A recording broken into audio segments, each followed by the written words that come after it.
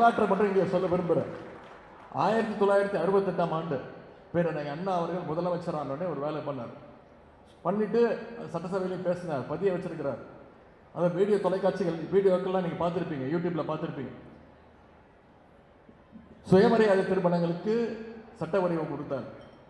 அதே மாதிரி தமிழ் ஆங்கிலம் இருமொழி கொள்கை தான் இன்னைக்கு தமிழ்நாட்டில். மும்மொழி கொள்கை எந்த நேரத்திலையும் தமிழ்நாட்டில் அனுமதிக்க மாட்டேன்னு இருமொழி கொள்கையை அறிமுகப்படுத்தினார். அதே மாதிரி தமிழ்நாட்டுக்கு தமிழ்நாடுன்னு பேர் வச்சார். அது மாதிரி சென்னை பிரசிடென்சின்னு இருந்துச்சு. இந்த மூணையும் செஞ்சுட்டு அண்ணா சொன்னார், நான் இன்னைக்கு ஆட்சியில் இருக்கலாம், இந்த 3 திட்டத்தையும் கொண்டு வந்துட்டு அமல்படுத்திட்டேன். பிற்காலத்தில் பல வருடங்களுக்கு பிறகு யாராவது இதை மாற்றணும்னு நினச்சாங்கன்னா அவங்க மனசில் ஒரு சின்ன பயம் வரும். அந்த பயம் இருக்கிற வரைக்கும் இந்த தமிழ்நாட்டை ஆள்றது அண்ணாதுரை தான் அப்படின்னு பேரறிஞர் அண்ணா இன்னைக்கு சொன்னார். இன்னைக்கு அண்ணா வடிவில் நம்முடைய தலைவர் அவர்கள் அதை நிறைவேற்றிட்டு இருக்கிறாரு.